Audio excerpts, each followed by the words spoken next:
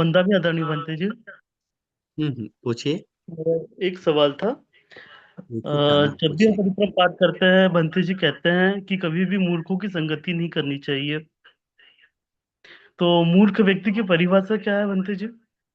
हम्म अच्छा सवाल पूछा पंकज जी। हाँ, नंबर। मूर्खों की परिभाषा यही है कि वो हत्या मत करो, बोलने पे ही हत्या करता है। चोरी मत करो, बोलने पे चोरी करता है।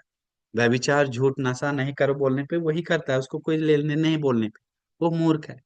मम्मी पापा को सेवा नहीं करता है, बोलने पे और डांटता है मम्मी पापा को, वो मूर्ख है। पुण्य पाप समझ में नहीं आता है, वो मूर्ख है। जो नहीं करना चाहिए वही है, उसको मजा लगता है करने में। जो करना चाहिए उसको मजा नहीं, उसको डांट के डांटता है, निंदा करता है, धर्म नहीं सुनता, फालतू सुनता है, वो मूर्ख है। तो मूर्ख का परिभाषा तो पूरा धर्म में जो हो रहा है उसको अपोजिट करने वाला तो सारा मूर्ख ही है। जो भगवान बुद्ध को डांट रहा है, धर्म को डांट रहा है, संघ को डांट रहा है, धर्म बताने पे दिखाने पर भी डांट रहा है, वो मूर्ख है। हाँ, जैसे में डब्बी सूप रसंग होता है, डब्बू को चम्मच में डालने का कुछ टेस्ट नहीं पता चलता, उसको कितनों भी ज्ञान बता रहे लेकिन समझ में नहीं आ रहा, वो मूर्ख है। जैसे एक होता है ना कि ज्ञान नहीं मिलने पे अज्ञानता के कारण कर रहा है, लेकिन ज्ञान बता रहे हैं तो उसको समझने के लिए कोशिश नहीं कर रहा, तो मूर्ख है। हम्म लेकिन इसलिए समय के साथ उसको सुधार हो सकता है। कभी कभी वो मूर्खता ठोकर खाकर सुधार हो सकता है। तो इसीलिए हम लोग, क्योंकि धम्मपद में आता है जिसको भगवान मूर्ख बताएं, उस समय के साथ भगवान बुद्ध बोले धर्म सुनकर वो सुखी भी हो गया, ठीक हो गया। तो वो मूर्ख बनता है पंच निवारण के कारण। अभी हम मूर्ख नहीं थे क्या धर्म मिलने से पहले? मूर्ख थे ना, अभी भी तो थोड़ा मूर्ख हैं, लेकिन पहले ज्यादा थे। तो मूर्ख क्या करता है कि गलत करता है, पाप करता है, और वो गलत करने पे उसी को मजा से करते रहता है आगे तक, तो मूर्ख है। मिथ्या दृष्टि है। समझ गया ना? हम्म रोशनी। हाँ, बंटी जी, हम ये जो साधु अच्छा, साधु साधु 3 बार बोलते हैं, तो उसका हिंदी में क्या मीनिंग है और इसके पीछे का रीजन क्या है बोलने का? हम लोग क्या ही, बाकी आम जनता क्या बोलता है, वाह, व्हाट्स अमेजिंग, इतना अच्छा है, वो सब, व्हाट सरप्राइज बोलता है। हाँ, और क्या बोलता है? वंडरफुल, वंडरफुल बोलते हैं ना। और क्या बोलते हैं? अरे वाह वाह, कितना अच्छा, शाबाश शाबाश। और कुछ बहुत बहुत बोलते हैं ना। डन डन, वो उस समय अच्छे लोग साधु बोलता था, वही है। हाँ, अच्छे काम के लिए साधु साधु, कितना अच्छा है, कितना उत्तम है, कितना खुशी का बात है। हमें उस समय हम नहीं रह पाए, लेकिन हमें उस चीज को सुनकर बहुत अच्छा लगा। हम भी वो चीज मौका मिलेगा तो करेंगे, करके हम वो चीज के लिए में आगे बढ़ेंगे। और हम अनुमोदन होते हैं कि और आप करें, हम भी करेंगे, करके हर चीज का अर्थ निकलता है साधु साधु। मतलब खुश हुआ, उस चीज को एक्सेप्ट किया, उस चीज में आनंद हुआ, उसको बोलता है साधु साधु साधु। उत्तम चीज शुरू करने से पहले साधु होता है, उत्तम चीज खत्म होने के बाद साधु होता है, उस अच्छा चीज सुनने के बाद साधु बोलता है, अच्छा चीज समाप्त होने के बाद साधु बोलता है। हाँ, बीच बीच में ज्यादा अच्छा लगने लगता है तो साधु साधु बोलता है, वाह कितनी अच्छा, साधु साधु साधु साधु। हम लोग को भी, जैसे हम गुरु भंते का प्रवचन सुनते हैं कभी कभी, तो बड़े भंते का प्रवचन सुनते अच्छा लगने वाला वाक्य तो वाह साधु साधु, आप खत्म नहीं हुआ, लेकिन बीच में ही साधु साधु निकल जाता है। कारण क्या? कितना अच्छा है, वाह कितना अच्छा है, मन में आनंद आता है। हाँ, तो साधु मतलब बाबा नहीं, साधु मतलब अच्छा, उत्तम, श्रेष्ठ, उसको बोलते हैं साधु। साधु, गाथा धम्मपद में है, साधु चक्षुना संवरो साधु, साधु सोते न संवरो, घाने न संवरो साधु, साधु जिह्वाय संवरो, आ, मनसाय संवरो साधु, साधु सब्बत संवरो, सब्बत संवरो साधु, सब दुख पमुज्जतु। बोलता आंख को संवर करना अच्छा है, उत्तम है, बहुत श्रेष्ठ है। इसका कहने का मतलब ये हुआ, कान नाक जीभ शरीर, जो सब चीज को संवर किया, कंट्रोल किया, वो बहुत उत्तम कर दिया। उत्तम करने को वो सभी दुखों से मुक्त होता है। तो साधु का अर्थ वही निकलता है कि उत्तम, श्रेष्ठ, पवित्र। सेवा करते हैं, लोगों को जागरूक कीजिए, पुण्य का बात है। भिक्षु संघ को भी दिलवाई दान, बन, जहाँ बिहार बिन ब, बन रहा है वहां दिलवाई। जी जी, बहुत सारे लोग बोलता है, सुनिए, मैंने बहुत सारे लोग बोलता है कि अनाथ आश्रम में दो, भिखारियों को दो, लेकिन बिहारों में दो करके लोग डांटता है, मत दो। ये मिथ्या फैला हुआ है, लगता है बिहार करोड़पति है। श्रीलंका में देखिए बड़ा बड़ा बिहार है, थाईलैंड बर्मा में देखिए घर छोटा है, बिहार बड़ा बड़ा है, क्यों? वो लोग ऐसा चेतना कम है। लेकिन इंडिया में बिहार झोपड़ी जैसा है, फिर भी लगता है बिहार में मत दो, बिहार में मत दो, गरीबों को बांटो। श्रद्धा नहीं। तो इसीलिए आपको नहीं डांट रहे हैं। अभी हम बोध गया में गए, तो हम बहुत लगभग सुबह रात में 11 बजे तक नाश्ता बनाकर पैकिंग करके, स्पेशल सैंडविच बटर ये सब वो सब, बिस्किट केक, इसके बाद और क्या क्या, पानी जूस सब चीज डालकर पैकिंग किए एक लंच। और उसमें और फल डाले, के केला डाले और फल डाले। एक पार्सल तैयार करके, 70 रुपीज था मेरा पास, 50 नया नोट, 50 वाला बंडल और 10 वाला बंडल। तो 70 रुपीज डाल के सुबह सुबह 7 बजे हम मंदिर जाकर पुण्य किए। सारे पिंड पात भिक्षुओं लोग को इधर उधर जो जो मंदिर में था एक एक करके हम दान दिए। हम बच्चों लोग को लेकर गए थे, तो हम खुद ही पैकिंग की। इसके बाद हम खीर दान दी, जब बुद्ध गया वज्रासन में गए, सुबह उठ कर खीर बना के कई दिन हम पूजा की। भिक्षु संघ को भोजन दान दी। और इसके बाद स्तूप में, बोधि वृक्ष में, और इस खीर एक बार नहीं, जब गए एक दिन खाली मिस हुआ होगा, बाकी हर दिन पूजा की। और चंकमन सजाए। और वज्जीवर 4 बार पूजा की, 5 बार लगभग पूजा की गया हुआ। एक एक हम जो पेन था ऐसा वाला चीवर।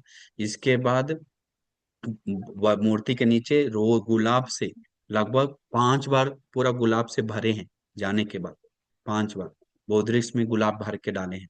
और ऐसा पूजा की, वंदन की।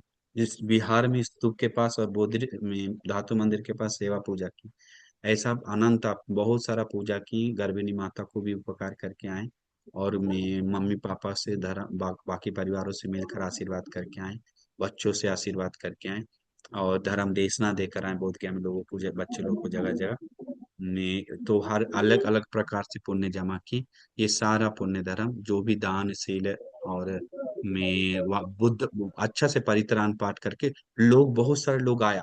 याद रखिए, एक हमको बहुत खुशी हुआ, महाराष्ट्रियन लोग जो आया है, हम कुर्सी से बिना हिले रूम में गए, शाम 8 बजे तक बैठे हुए हर लोग को टाइम दी, 10 मिनट 15 मिनट आधा घंटा, कि उन लोग को बेकार नहीं जाना चाहिए। वज्रासन का लाभ उठाई करके बोल बोल के हम सबको टाइम दी।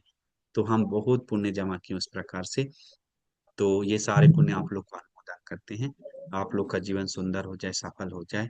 आप लोग को और पुण्य करके मनुष्य जीवन सुंदर बनाने के लिए, उत्तम निर्वाण सुख को पाने के लिए दुर्लभ भाग्य मिल जाए करके पूरा आशीर्वाद है, मंगल मैत्री है। साधु साधु साधु।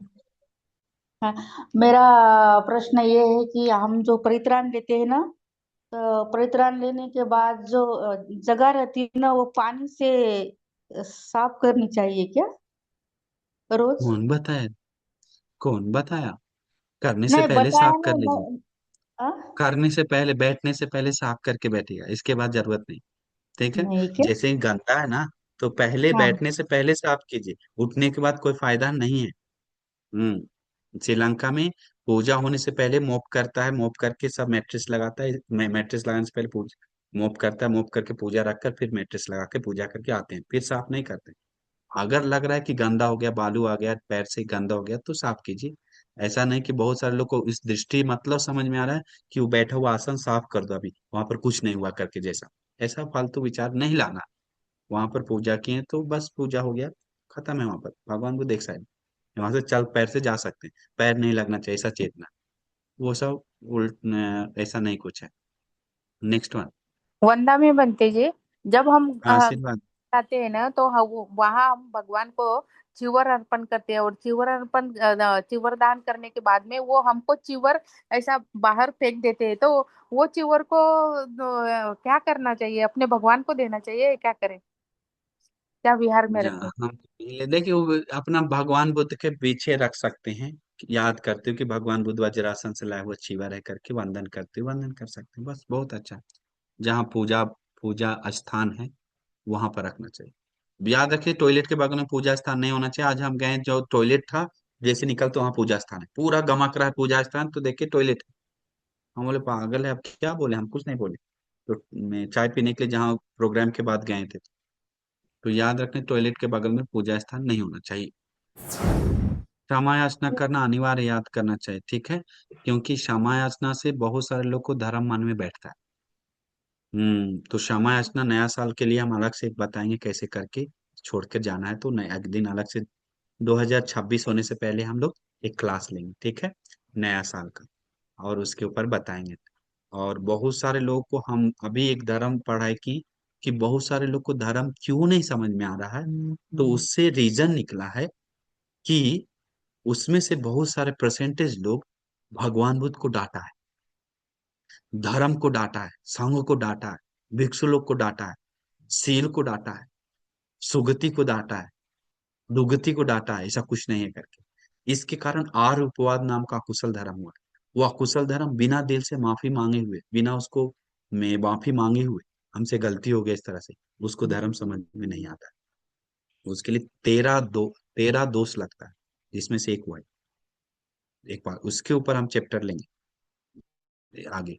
13 दोष है। एक पागल मरने से पहले मेंटल आउट होके मरता है, दिमाग खराब हो, एक बहुत सारा है। तो इसीलिए आरुपवाद हुआ है, उसको पाली में बोलता है आर्य उपवाद। आर्य उपवाद का अकुशल टूट जाता है क्षमा याचना से। तो इसीलिए हम बाद में समझाएंगे सबको। नमो बुद्धाय। सबको मंगल हो, ठीक है। अच्छा, ओके। खुशी से है ना, नया साल अच्छा से बिताने के लिए तैयार है क्या? यस। कौन कौन तैयार है? नया साल का नया प्लान होना चाहिए, हाँ? पक्का डन। अच्छी तरह से एक साल बीता भी पुण्य करते हुए, बहुत अच्छा लगा, देखकर बहुत खुशी हुआ। तो इसीलिए नया साल के लिए पूरा प्रसन्न रहना चाहिए। हम लोग को दुख है, एक तरफ रख दीजिए। पीड़ा है, एक तरफ रख दीजिए। टेंशन है, एक तरफ रख दीजिए। आपको सिर्फ नहीं है, आपसे 10 गुना मेरे पास भी आप देखेंगे तो आपको, अरे भंते जी, इन हमको हमसे ज्यादा आपके पास है, हमको अनुकंपा है, आपको देखकर ऐसे दया आएगा।